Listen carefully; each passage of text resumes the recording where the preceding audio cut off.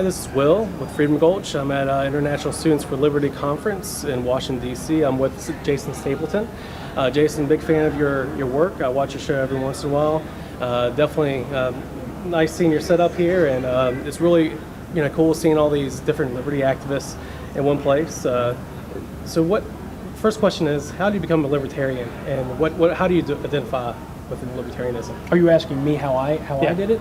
Well, I came at it after being in Iraq and Afghanistan and kind of seeing the effects that war had and kind of seeing the inner workings of our government and working alongside the State Department, and really just recognizing that some of the things that I believed early on when I was younger and what I would consider to be a neocon when I joined the military, I don't know that I agreed with. And so I started a kind of an internal search of who I was and what I really believed. Because what I thought we were doing, we weren't really doing, and that led me to a book by Ron Paul called The Revolution, that was really encapsulated what I believed. And at that point, I said, well, I think I'm a libertarian.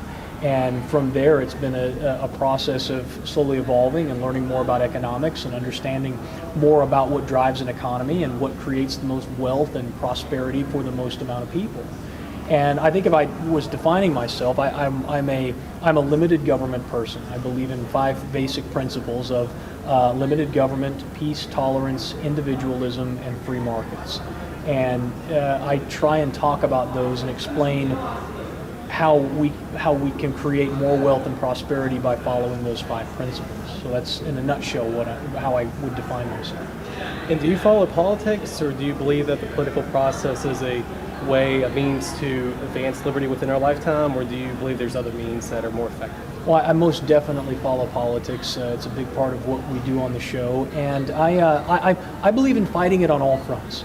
So I believe in finding in places where we can ethically and morally make change through non-government means. I'm in favor of that. I'm in favor of change through government means, both at the local and state as well as the national level. I think most people look at government at the national level and they see how corrupt it is, and they say to themselves, well, it's beyond change. But it's not beyond change to change your local community. Politics is not just national. Politics is very much a local fight. And so my goal is to advance the message of liberty and to advance change through that message. And I will do that however we can, be it through alternative means or through traditional political means. And on the political front, do you think the Republican Party can play a better role in advancing liberty, or do you think the Libertarian Party can eventually take that and advance liberty more and become competitive? And if you think the Libertarian Party, do you think that they have a messaging, a branding issue? How can they improve? No, that's a good question. And I was talking with Patrick McKnight, who is the chairman of the Libertarian Party in New Jersey, and he very much thinks that the political system is broken, the two-party system is broken, and that libertarians need to create a viable third option. I think that's a great idea. I also think it's a great idea to try and reform the Republican Party. And what I've been telling people who've been asking me that same question this weekend is I've just been saying I'll take it on all fronts. Let's fight the fight on all fronts, and then let's let the market decide: do we need a third party, or do we need, or can we reform a Republican Party and make it more libertarian? And I think my goal, of course, is just to spread the message and give the information out, and then to support those people who are trying to affect change, be it outside of the political process or inside. And do you think the Libertarian Party can, work on their branding, or do you think the branding that they have been doing, with the logo redo and other means, do you think that would help them advance, become more legitimate, or what do you think the Libertarian Party? I think that the least of their problems is the branding, is their logo, right? They have some major branding and issues from top to bottom. And I don't say that to bash the Libertarian Party, because they have been a great voice for liberty for a long time, but over the last 40 years we've seen very little movement. We've seen them get on the ballot in a lot of places, but in terms of being able to affect real lasting change, the Libertarian Party has really been ineffective at that because of their messaging. And I think that there are a host of things that need to change in order for the libertarians to be able to communicate the message. We cannot be having discussions with people about Austrian business cycle theory. That's stuff that only libertarians care about. It's stuff that you only get if you're deeply interested in understanding economics. Your average American is not interested in that. And so we need to shift that messaging to one that is much more tuned to Patrick said it best, a positive message about the ideas of liberty. I always use Reagan as my example because Reagan won 2 landslide victories preaching a liberty message. But he did it in a way that was beautifully articulated and that really rallied everyone around this idea of hope and American ingenuity and rugged individualism. Now, when he got into office, you can debate, his actions versus what he said, but clearly the message that he preached was one of libertarianism, and that's what we need. If the Libertarian Party is going to advance, that's what it needs. So not being so dogmatic and who's the bigger Yes. libertarian, the more pure libertarian, Yes, and actually look at the broader picture and trying to, make the message digestible for the masses. Because there's always going to be that group of people who are never satisfied with how libertarian you are.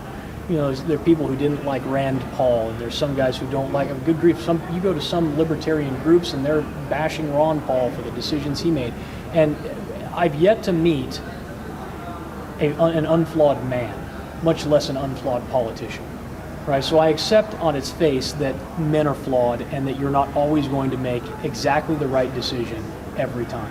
What I want is someone who shows me through their actions that they hold liberty as a primary political value.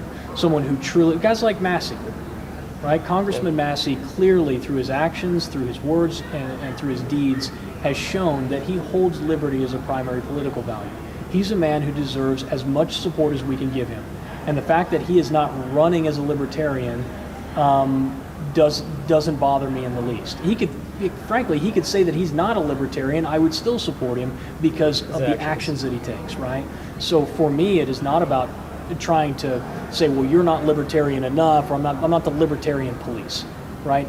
I'm just interested in finding people who have the same passion for promoting the ideas of liberty. And if we don't agree entirely on how far we should go, that's okay. Let's just get on the bus together. We'll go as far as we can go together. And then when it's time to separate, we can separate. But we're so far away from where most of us want to be, whether you are a constitutional conservative or whether you're an anarchist, right? It doesn't matter. We're so far away from that what we really need to do is just say, listen, we're going to agree for as long as we need to agree. And once we get there, we can debate over the little stuff later. Right, we're going on a road trip. We're stuck in Virginia, right, and we're trying to get out to the West Coast, and we're, debating which way to go. You can drop me off at Kansas. If you got to go to California, I'll travel with you to Kansas, right? And that's the way I think about it in terms of, libertarianism versus anarcho-capitalism. I say, hey, great, I'm happy to work with you. Let's get to a point where we're really debating over whether the police should be privatized or whether the road should be privatized. Happy to have that debate when it's a legitimate debate that we could potentially have. Until then, let's see if we can't knock down this federal deficit. Let's see if we can't knock down that debt. Let's see if we can't institute a little bit more liberty by protecting us and security by protecting us from unreasonable search and seizure. Let's work on those things because those are things that we all agree on. And we can work together at the local, at the state, and at the national level to make that happen. All right, well, what's a book that you've read recently that you would suggest to people libertarian-minded, somebody that's just coming to libertarianism or a libertarian that's been identified as? Well, I really like Ron's book, The Revolution. I think that's great. That's an old book that I read. Some of the more recent ones that have been really good, Mark Kibbe's got a great book out called Don't Hurt People and Don't Take Their Stuff. That's about as simple a message of what libertarianism is that I can think of. And Matt Kibbe did an excellent job of writing that and not making it too complicated, of really simplifying the message down to its core. And I would highly suggest that everybody read that book. And there are others. Walter Williams wrote a book recently called Liberty that's really just a collection of his essays.